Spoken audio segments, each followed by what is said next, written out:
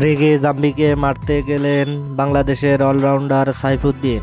সাইফুদ্দিন কেন হঠাৎ রেগে গেলেন তা জানতে অবশ্যই ভিডিওটি শেষ পর্যন্ত সবাইকে দেখার অনুরোধ রইল।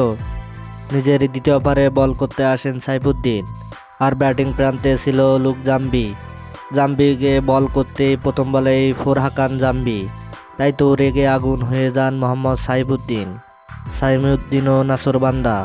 তাই তো পরের বলেই জাম্বিকে আউট করে উল্লাস করেন তিনি।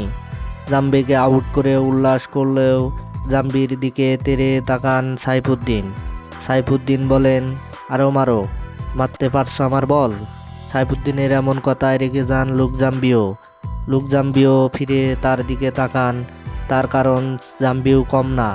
দুর্দান্ত সব ফোর হাঁকিয়েছেন সাইফুদ্দিনের বলে। তাই তো সাইফুদ্দিন কিছুটা মেজাজ হারিয়েছিলেন। সাইফুদ্দিন জাম্বিকে আউট করে কিছুটা খুশি হলেও সেসব দুঃখ নিবারণ করেন তিনি।